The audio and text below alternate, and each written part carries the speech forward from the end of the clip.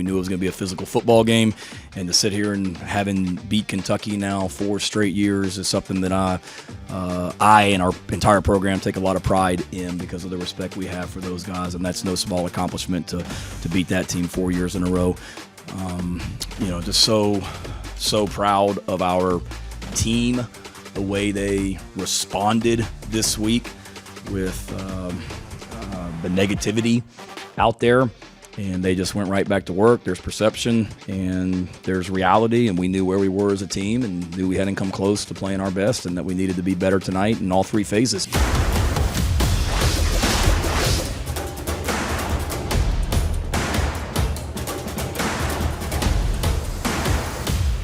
Welcome onto the sideline, everybody. Matt Dowell and Jared Parker with you once again from the sideline here at Williams-Brice Stadium. Technically the end zone, as some people have pointed out. I did see that. Technically the end zone, but that is because we're here in the cockpit, right in front of the cockpit, and that is because they, clean the field. They kind of get it ready, take care of it after the game. So we can't technically get on the field anymore because they just want to make sure that, the grounds crew can get to work and do their thing so that they can go home. And shout out to the grounds crew and all the people who work here at Williams-Brice Stadium because it takes a long time to clean this place up and get it ready.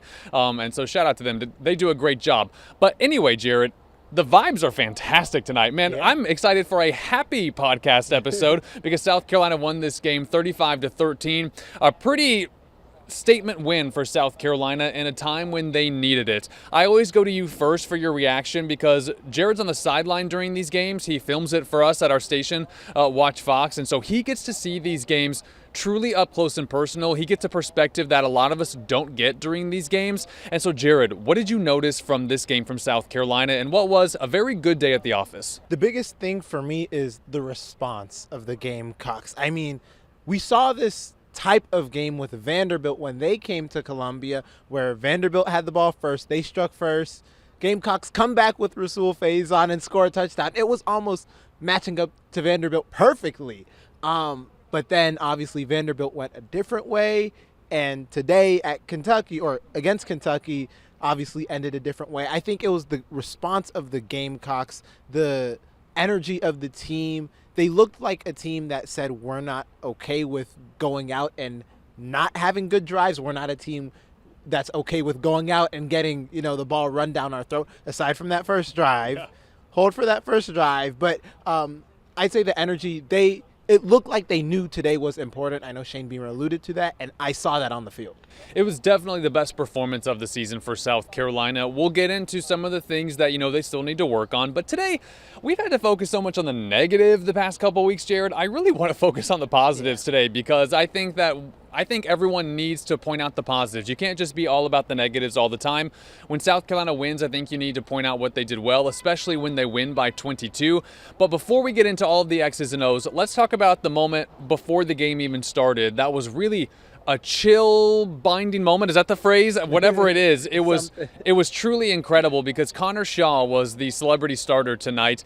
No one saw that coming. No one knew about it. I asked around, did you guys know he was going to pop out as the celebrity starter? Nobody knew. When I tell you guys that this place went crazy because Connor Shaw, if you don't know, but I think most of you do, he had a huge health scare a week and a half, 2 weeks ago up in Greenville at his son's flag football game.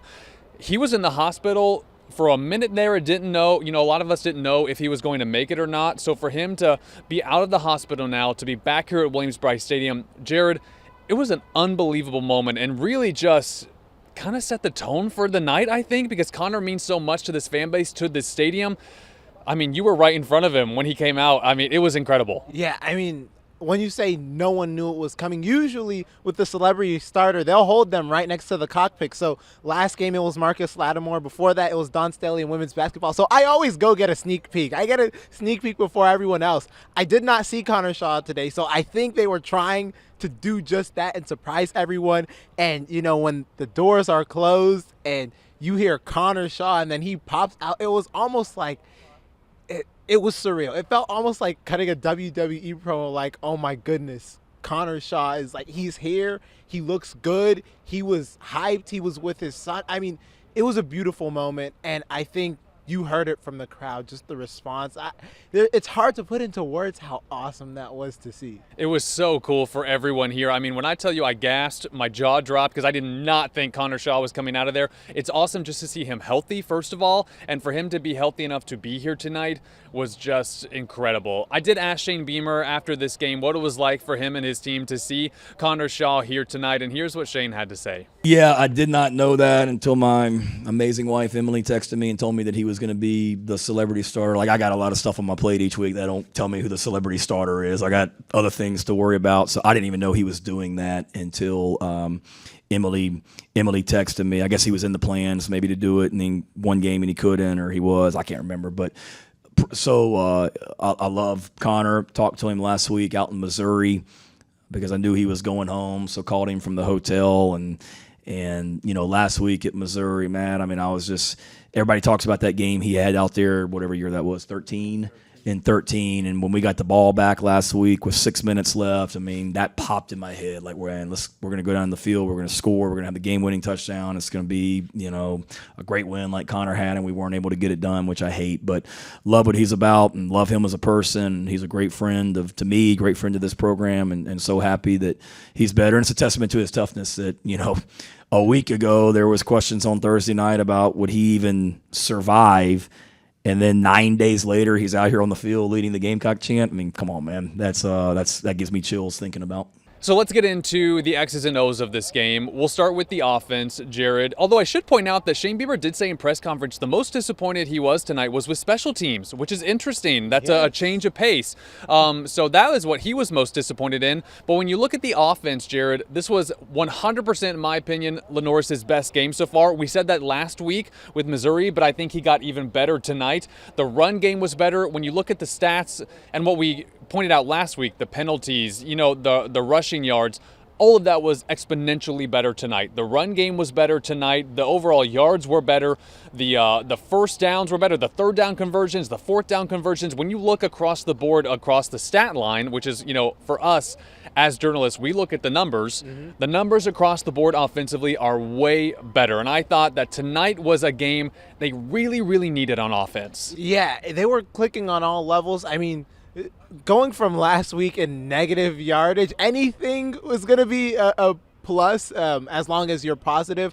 But the fact that they were able to get in the end zone a couple times with Faison and really use the rushing game to be a threat in this game against Kentucky, and then you complement that with the passing game and everything that Lenoris Sellers does that makes him Lenoris Sellers, it was by far their best offensive performance. I know people stat-wise may look at it and say, okay, they only actually put up, 21 points on offense. I don't think that tells the full story because you had a 9-minute drive almost at the end of the game where they pretty much left points on the board to run the clock out. So I think the stats can't tell the full story, but they look great tonight. I think they look great.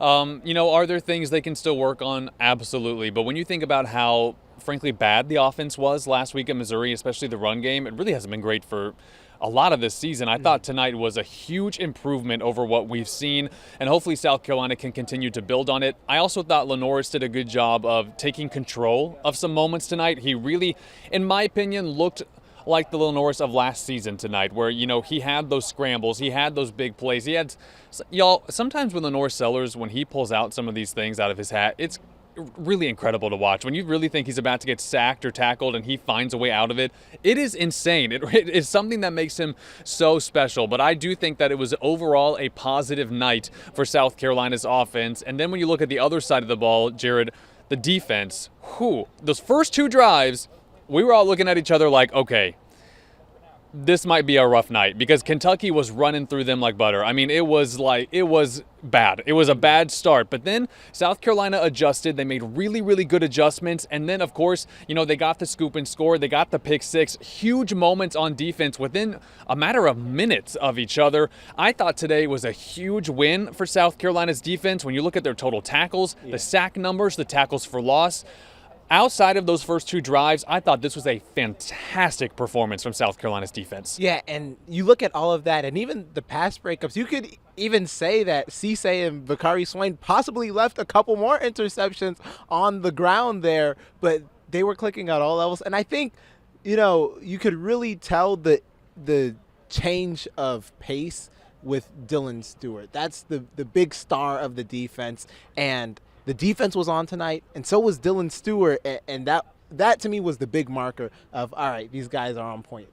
I thought that was a huge. I felt like the momentum changed a lot when South Carolina's defense got going. You felt like the team went up a notch. Like everyone just kind of felt that confidence grow and grow and grow. And that's what we saw a lot of last season, with South Carolina's defense. They had so many moments like that really fueled everything else that South Carolina was doing. So I thought that, the scoop and score and the sacks and everything working together was really, really fun to watch. It felt like watching a Clayton White defense again, that we've gotten accustomed to seeing. So if South Carolina can keep doing this on the defensive end, especially not to look ahead, but LSU's offense is struggling this season. So if they're feeling confident going into that presents a very interesting matchup in Baton Rouge a couple of weeks from now. But we'll get into that in a few weeks. Let's talk about this for a little bit. Anything else you want to say about this game before we go and hear from Shane Beamer and Lenore Sellers? I mean, yeah, it was. I will say the special teams. It was a little bit surprising how they got off to the start. But I know Shane will get into that a little bit, so I won't steal that from him. But yeah, it was kind of surprising to see them not do so well, like with Nick Harbor's return, Vakari Swain dropping a punt.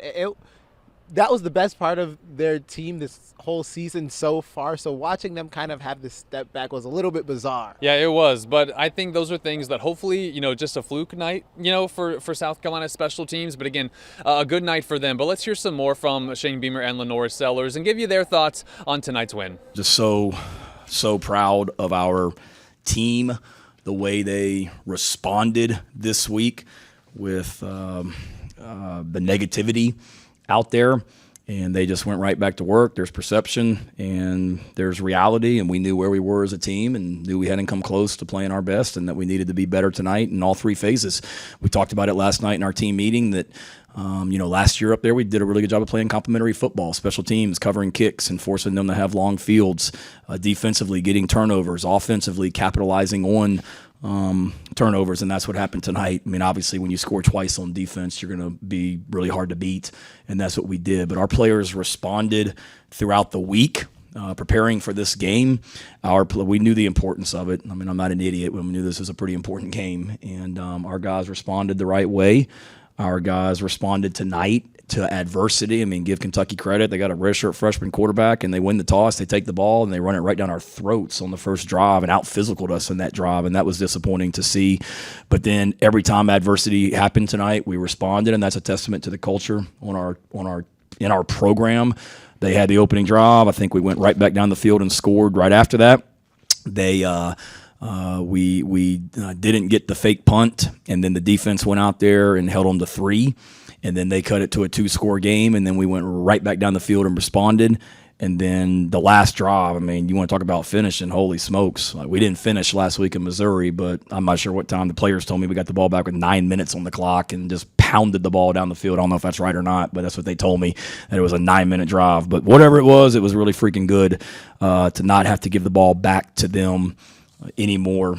Yeah, it obviously builds it. Then going into a bye week is good, going in with a win. We got 2 weeks to recover, get a lot of guys healthy, but we going in a good spirit. So, time for the good, the bad, and tonight we're doing the good, bad, and bizarre, and we'll tell you why in just a second. But Jared, tonight was such a positive night for South Carolina. The vibes are fantastic here at Willie B. What is your good for the day? My good has to be the defensive backs. I mean, like we said, that first drive, they gave up a touchdown. As a team, it wasn't the defensive backs that gave up the touchdown, but as a team, they gave up a touchdown. But the defensive back play as a whole was just fantastic tonight. Everyone who got in there seemed to make an impact on the game, whether it was with the pass breakups, whether it was with the pick six, even Jalen Kilgore picking up a turnover at the end of the half, but he still got involved there as well. So I think the defensive backs as a unit, a part of the defense, were awesome. Agreed. I think my good is I'm going to kind of play off that and go off defensive intensity. I thought they brought that intensity that they really needed that maybe was lacking a little bit. against Vanderbilt especially, and also against Missouri, and just efficiency, the cleanliness of the defense. I thought they were a lot more polished tonight. I just think the defense really took it up a few notches from what we've seen the past few weeks. So I think it was just a great night all around for South Carolina's defense, and I think that is the standard that they're going to want to have and need the rest of the season. Let's go into the bad for tonight, maybe some things that we still think aren't really working, aren't clicking. Jared, what's your bad? My bad for the first time is the special teams, as we were talking about earlier. Just the kick out of bounds, another kick that almost goes out of bounds, a muff punt, the Nick Harbor deal with that return. Just not a lot of great going for them on special teams tonight. So that's definitely something you want to clean up going into LSU, because that's something that's been a strength for this team. And you may need every bit of good to go your way to beat a team like LSU, even though they're coming off of a loss with the Tigers. You're going to need everyone to be on point. So you definitely don't want to see these mistakes repeat themselves in Baton Rouge. Yeah, for sure, especially because it's been such a bright spot, this season. So you don't want this to become, a consistent problem, especially in an environment like Baton Rouge that is such a hard place to win at. My bad, I hate being redundant over and over and over, but I have to call it like I see it. I still don't think the offensive play calling is great. And that is just, when I'm watching, I sit in the press box, so I get an aerial view of everything, and I just still feel like, you look at tonight, 21 points from the offense. That's the most they've scored all season, which is great. But I still just think when you look at the rhythm of everything and what's working, I still am really confused at a lot of the play calling and why they're doing some of the things that they're doing, and so I just kind of am still questioning that when South Carolina does have so many weapons, and I still feel like the playbook is not opening up to make this offense be the best that it can be. Because when you look at Lenoris, when you look at all their running backs, shout out to Matt Fuller, by the way. Yeah. First touchdown ever as a Gamecock, and I think that he could become a huge weapon for this team. When you look at all of the options that they have, I just think South Carolina's offense has so much potential, and the play calling, I think, is making it just be worse. I don't know how else to say it. I just don't think that it's reaching the potential that it can reach. We're 5 games into the season now, and I just wonder, if we haven't seen it by now, I don't know if we're going to see an explosive offense that I think the talent on South Carolina's offense is capable of. And from seeing what we've been seeing from Williams-Brice Jacobs the past 2 weeks, Dre Jacobs, 2 straight 100-yard games. We've seen what we've seen from Nick Harbor, but now it's time. Let's see it together. We know both of these guys can go and have 100 yards or have big games. We've even seen now from Brian Rowe, Jared Brown a little bit in the past couple weeks, Mazio Bennett. It makes you pose the question, why aren't we seeing this flow together? When Dre Jacobs has a big game, why aren't we seeing much from everyone else? So it does leave a question to be answered out there when you go to a team like LSU. Is it going to be just one guy doing everything, or are we going to see the team, get some love as a whole? Yeah, because LSU's offense, they haven't been great this season either, but their defense is legit, and they have a really, really good defense. So it's going to be a really interesting matchup in a couple of weeks. We said we were going to do good, bad, and bizarre this week because, Jared, a really bizarre moment happened. What was it, the first quarter when this went down? This was the first drive. The first drive of the game. The first drive. The first drive of the game, Kentucky's McGowan was in the end zone, threw the ball into a handicap zone, hit a man in the stands. That man was Lenoris Sellers' grandfather, who he hit. And so Lenoris afterwards was telling us, and we'll let you hear from Lenoris in a second, because he was saying that he looked up on the Jumbotron and was like, wait, was that my grandpa? And I don't know if I've ever seen anything like that. Especially, I was most shocked that there wasn't a penalty. Yeah, it was very weird. I was right next to it as it happened, and when I saw McGowan throw the ball, for sure in my head I was like, oh, flags everywhere, because it was not like when you celebrate and throw it up into the stands or anything. I don't think McGowan knew it was Sellers' grandfather, but it looked like it didn't look like it was targeted, but it looked egregious. It was like, people are right there. You cannot throw the ball like that, possibly throw the ball like that, and think it's not going to hit someone, because they're packed over there. So it was very bizarre. Bizarre, and Lenoris did talk about it afterwards. He was asked a lot about it, actually, because it was just a strange situation. He did give his grandpa the game ball afterwards, but here is what Lenoris Sellers had to say about the entire situation that involved his grandpa. Lenoris, that was your granddad that McGowan hit with the ball? Yeah. Is he okay? Yeah, no, he was good. I mean, did you talk to Seth at all? Did you surprise there wasn't a penalty thrown or anything? Seth? McGowan? Who? No, I didn't talk to him, nah. No, I just went to him after the game, not if he was good and all that, but... Sorry, so he told you about it? You didn't notice it was your grandpa during No, the game? I saw it before. I saw everything happen. So Did I you know like something. have a reaction, or valid Because to do I or saw not? it. I guess. I saw it when I was like, and they showed it on the Jumbotron. I was like, oh, yo, that's my granddaddy. We are glad that his grandpa is okay. You know, he didn't get hurt in that situation, but again, I'm just shocked that there wasn't a penalty. That's pretty much a penalty in any sport. When you chuck, a ball or whatever into the stands, aiming it at people, that's almost always a penalty. So I still can't believe that did not happen, but just glad that Lenoris' grandpa is safe. Jared, any final thoughts? Again, you're the one here. You got the best view in the house of everything going on. Any other final observations you want to give the people? Yeah, I'm finally happy. I feel like it's week 5. I think I finally saw Williams-Brice at its best tonight, because it's been a very weird start to the season. The SC State game, we had, almost a 2-hour delay.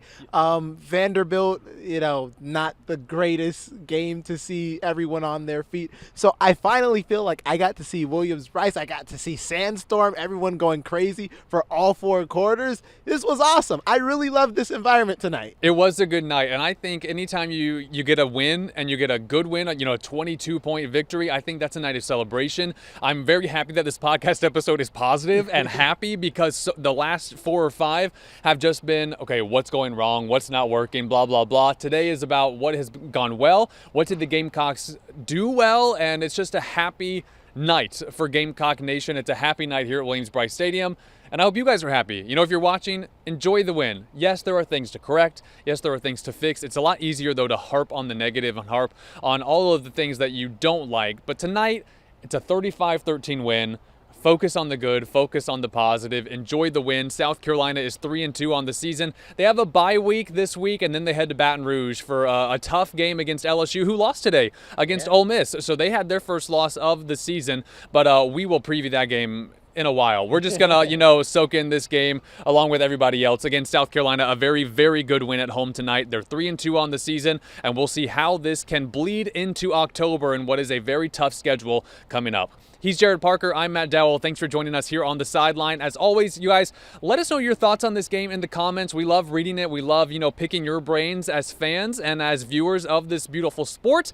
And let us know what you guys thought of South Carolina's win over Kentucky tonight. He's Jared. I'm Matt. Make sure you guys like, subscribe, comment, and follow. As always, we'll see you next time here on South Carolina Sideline.